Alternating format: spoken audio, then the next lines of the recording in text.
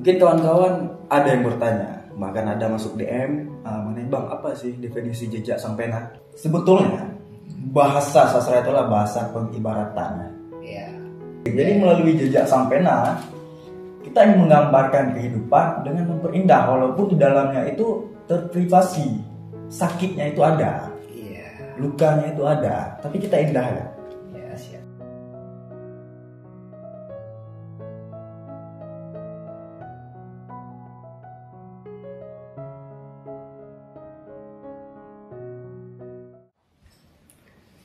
Assalamualaikum warahmatullahi wabarakatuh.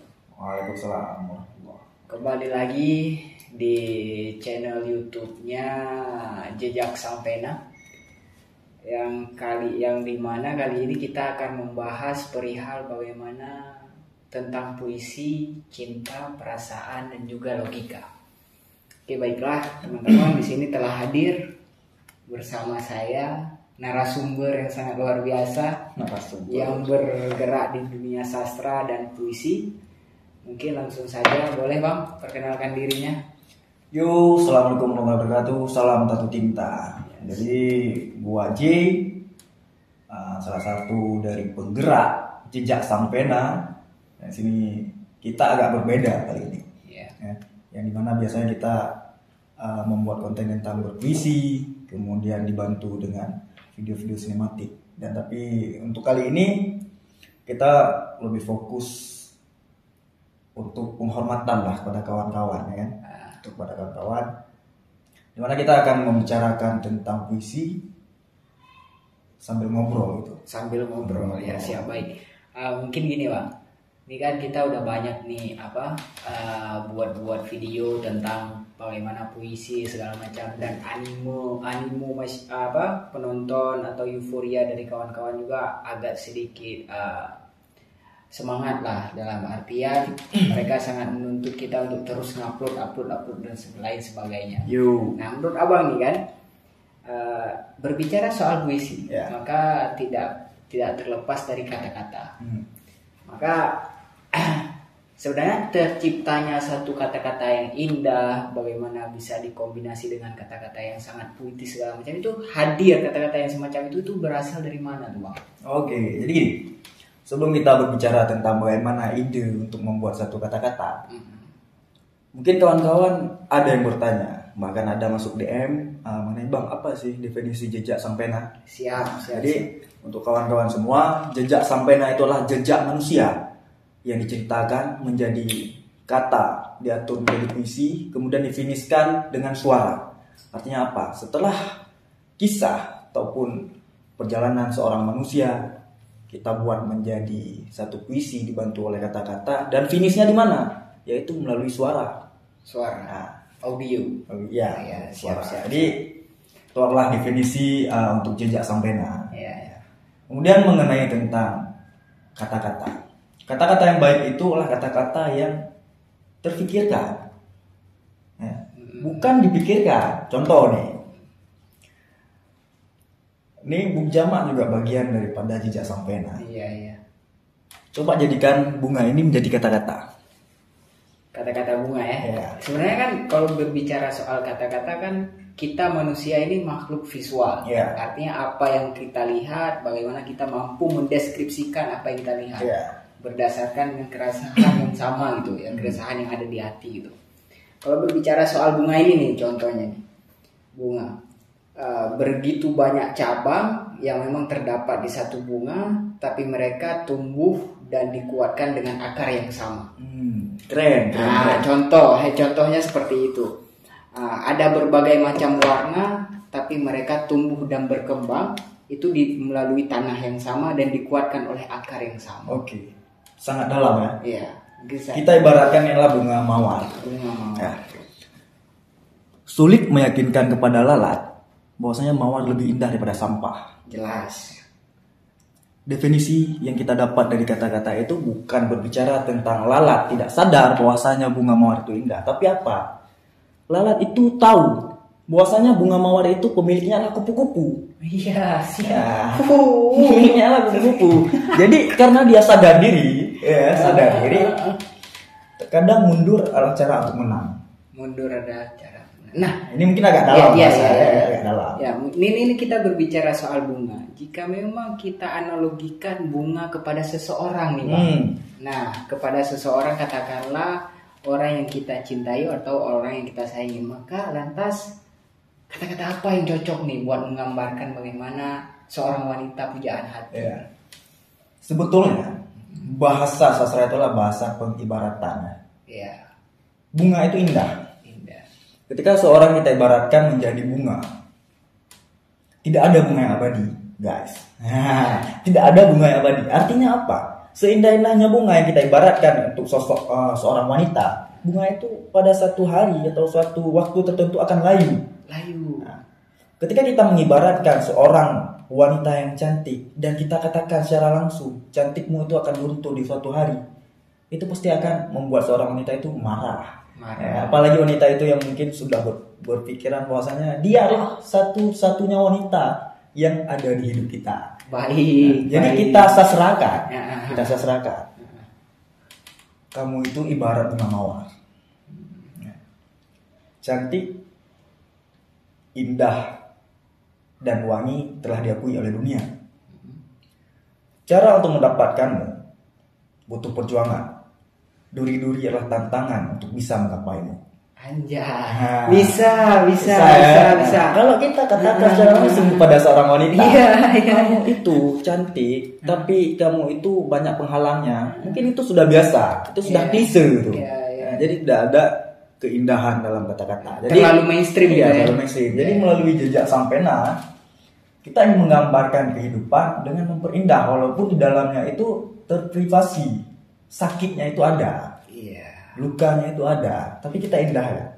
Siap. Banyak kawan-kawan yang berpendapat bahwasanya bang puisinya kena banget nih di kehidupan. Mewakili banget, relate banget sama kita. Kembali ya kawan-kawan dari definisi tadi, jejak Sampena. Saya ulangi ya, jejak Sampena adalah jejak manusia yang dipuisikan melalui kata, difinisikan dengan suara. Nah, jadi ada objek nih yang kita sampaikan, gitu. Ya. Kalau dari aku nih ada satu kata-kata. Gimana definisi jejak Sampena menurut Ujama lo? Mungkin sudah cukup menggambarkan gitu loh apa yang disampaikan oleh Bang Andi sendiri tentang bagaimana itu jejak Sampena. Aku lebih fokusnya ke soal bagaimana menganalogikan seorang perempuan dengan bunga atau bagaimana tuh tadi yang abang sampaikan. Kalau dari aku pribadi gini, jika diibaratkan kamu itu adalah bunga mawar, sedangkan aku adalah tanahnya.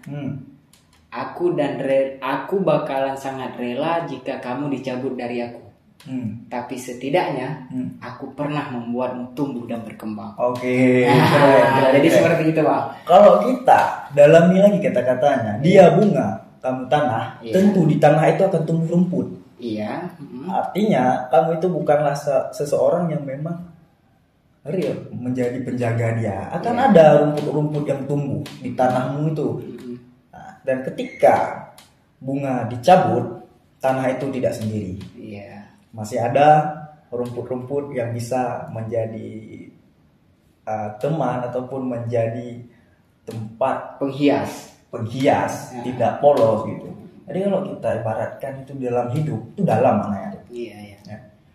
Namun kita tetap harus percaya dengan salah satu kata-kata dari pujangga zaman dulu ya. Segala yang hilang darimu akan berganti dengan wujud yang lain. Kata-kata siapa? Aku pernah dengar tuh kata-kata itu. Itu kalau nggak salah aku Jalaluddin Arumi. Jalaluddin Arumi. Iya. Kalau kita konsepkan di analogi tadi, ketika bunga mawar telah dicabut, apakah menutup kemungkinan akan tumbuh bunga lain di tanah itu?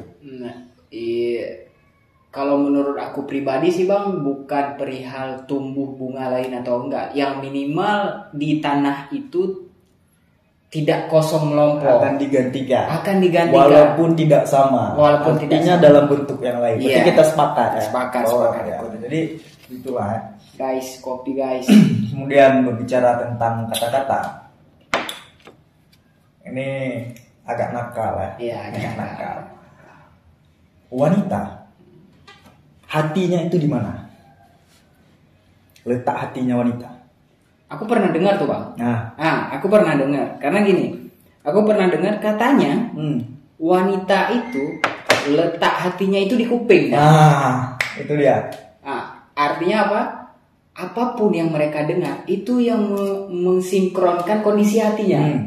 Nah, makanya banyak hari ini banyak dari kalangan wanita atau perempuan lain di luar sana yang memang terlalu overthinking dengan apa yang dia dengar. Ya, sehingga dia tidak memanfaatkan dua mata yang diberi Tuhan. Iya, itu sepakat. Nah, ketika hati perempuan ada di telinga, maka sastra adalah cara untuk merebut hatinya. Contohnya gini, ketika kita berjumpa dengan seorang wanita, kita cuma mengatakan dengan bahasa-bahasa sehari-hari, bahasa-bahasa klise, itu tidak akan menyentuh hatinya. Tapi coba, misalkan nih seorang wanita, ya, wahai wanitaku, pemilik rambut pirang. Sudah, ya. Kita ulang aja, ketawa dulu. Belum habis pun udah baper nih. Padahal yang bisa aku merasa digombal gitu. Jadi sebetulnya bukan gombal, itulah kata-kata dari hati yang paling dalam yang mencoba untuk mengetuk hati. Iya, siap. Wahai wanita berambut pirang, pemilik mata tatapan yang tenang.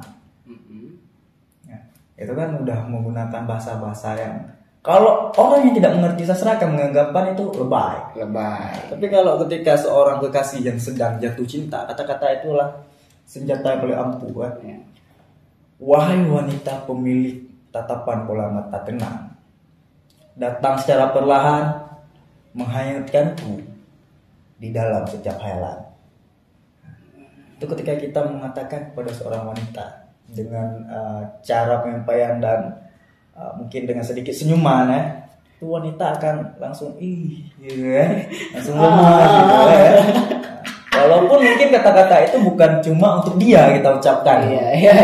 Cewek-cewek lain pun udah pernah kita ucapkan hal yang sama. Gini bang. Nah ini yang menarik nih. Artinya kata-kata ataupun puisi yang kata-kata yang disastrakan, artinya itu bisa dijadikan senjata untuk kita merebut hati seorang wanita. Oke. Kalau kita berbicara kata-kata hanya untuk merebut hati seorang wanita, itu mungkin terlalu kecil ya. Bahkan para aktivis-aktivis dulu, gitu seperti Wiji Tukul, seperti Wes Rendra, jelas mengatakan bahwasanya kata-kata itu adalah peluru. Kata-kata itu adalah peluru yang paling tajam yang tidak bisa dipenjarakan. Kata-kata itu adalah cinta. Nah, itu lebih cocok ya. Berbicara cinta itu luas. Apakah itu cinta kepada Tuhan, cinta kepada salah satu ciptaan Tuhan yang berambut panjang, berbibir mungil, bermata bulat, tatapan tajam ya. Ataupun cinta terhadap makhluk Tuhan yang ditindas oleh makhluk Tuhan juga. Contohnya tuh Bang? Contohnya seperti terjadinya pergusuran, kemudian perampasan lahan yang dilakukan oleh makhluk Tuhan, dan yang dirampas itu juga punya daripada makhluk Tuhan. Makanya banyak para aktivis juga membuat puisi-puisi perjuangan, kata-kata perjuangan. Artinya puisi ini ataupun kata-kata ini bukan melulu perihal bagaimana kita bisa merebut hati wanita. Iya, tidak hanya berbicara tentang wanita. Tapi puisi adalah cinta itu saya sepakat. Puisi adalah cinta. Nah, contoh ketika kita mencintai makhluk Tuhan, ya puisi tentang perempuan. Contoh ketika kita mencintai makhluk Tuhan yang lebih luas, misalkan yang ditindas oleh makhluk Tuhan juga. Nah, seperti contoh tadi, misalkan para mafia tanah, ya, menyerobot tanah warga, kemudian hadirlah puisi-puisi perjuangan. Mungkin pernah dengar seperti kata-kata ini. Menjelang redup, gagak mulai bernyanyi, membentuk lingkaran mengitari api, menyusun rencana jejakan mimpi buruk untukmu bajingan perampas hak kami. Itu kata-kata dalam. Itu salah satu istilahnya menjadi bahan ataupun menjadi kiblat dalam membuat karya-karya perjuangan. Karena saya sendiri tidak cuma berbicara tentang puisi-puisi cinta terhadap perempuan ya. tapi juga terhadap alam, nah, kemudian puisi-puisi perjuangan gitu. Kalau berbicara tentang seorang wanita, wanita itu adalah segalanya. Jadi kalau bicara tentang wanita itu adalah segalanya, karena pencuri yang paling kejam, pencuri yang paling kejam itu adalah wanita. Sepakat nggak? Gimana tuh maksudnya tuh? Nah, pencuri yang paling kejam adalah wanita. Itu dikatakan oleh salah satu imam ya. Namanya sudah lupa. Ada yang bertanya, pencuri apa yang paling kejam? Dan imam ini menjawab, yang paling kejam itu adalah tatapan seorang wanita. Ketika kamu ditatapnya, kamu akan kehilangan semuanya dan kamu hanya bisa tertawa. Nah, itulah wanita. Bisa. Mungkin di salah satu puisi ada di Jejak Sampena, mungkin bisa dilihat video-video sebelumnya. Ada satu kata gitu. Kamu tidak secantik Siti Aisyah. Kamu tidak secantik Siti Aisyah dan kamu tidak setaat Siti Khadijah. Iya. Kamu hanyalah perempuan akhir zaman yang tak luput dari salah dan dosa. Maka izinkan aku untuk terus ada mendampingimu sampai kita tak lagi muda. Iya. Itu kata-kata seperti apa? Ya seperti kita katakan tadi, wanita itu adalah makhluk yang kejam. Seorang makhluk yang kejam. Cara untuk membuat kekejaman itu menjadi kelembutan juga bisa dilakukan dengan kata-kata. Artinya gini bang, artinya bisa kita definisikan juga yang bahwa wanita ini adalah makhluk yang sangat pintar. Karena kenapa? Mereka bisa pencuri yang sangat pintar. Karena kenapa? Karena mereka bisa mencuri hati kita. Bisa merebut segalanya dari kita hanya dengan tatapan. Hanya dengan tatapan. Yang tersisa di kita apa? Yang tertawa. Artinya bisa didefinisikan bahwa mereka pencuri yang handal. Pencuri yang handal dan kejam. Dan kejam itu ya. Karena banyak pencuri mungkin menyisakan ada beberapa barang, menyisakan. Sedangkan tatapan seorang wanita, dia itu mencuri segalanya.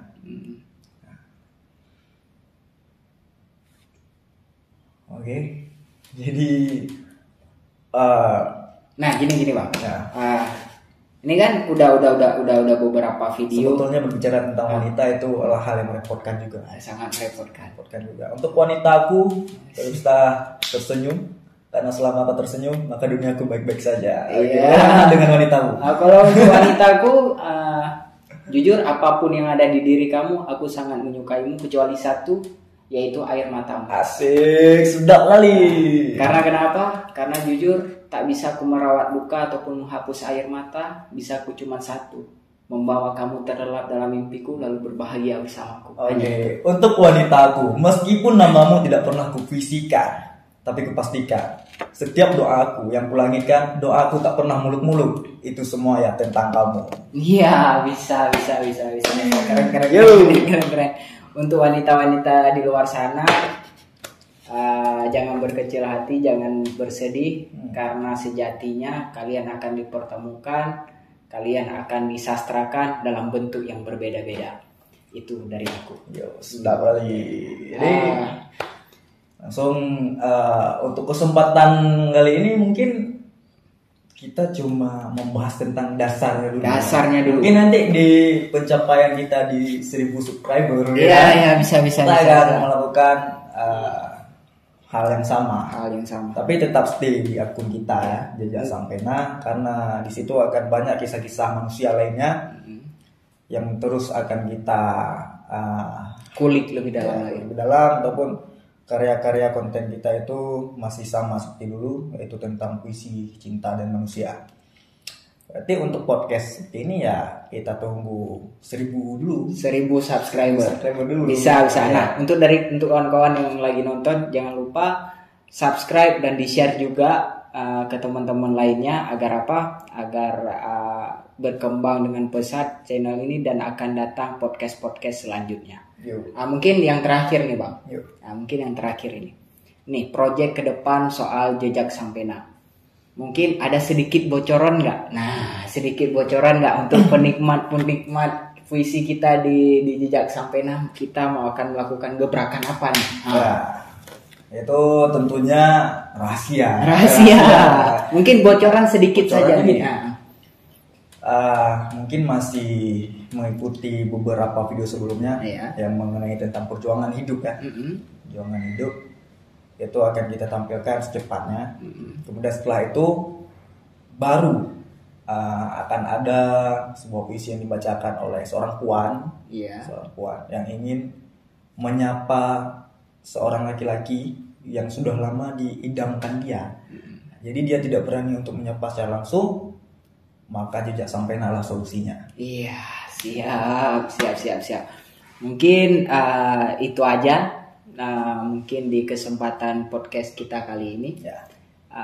Mungkin akan kita kata-kata istimewa dulu untuk kawan-kawan yang terus mendukung jejak sampai nah. Ya, terus mendukung. Mungkin dari abang dulu lah, bisa. Abang minum dulu ya. Minum dulu. Oke, untuk kata-kata terakhir, terima kasih untuk kawan-kawan semua yang telah rela. Ini hampir kesama kayak demo ya, kayak orasi ya, bawaannya kayak orasi. Untuk kawan-kawan terima kasih, salam cinta, salam damai, salam hangat dalam satu perasaan. Sidap. Kau adalah pelipur, sedangkan aku adalah lara. Melebur kata menjadikannya pelipur lara. Yo, see you. Peace. Berapa menit bang? Udah pas. Tegang bang, ada rokok nggak bisa. Nggak langsung gini ya.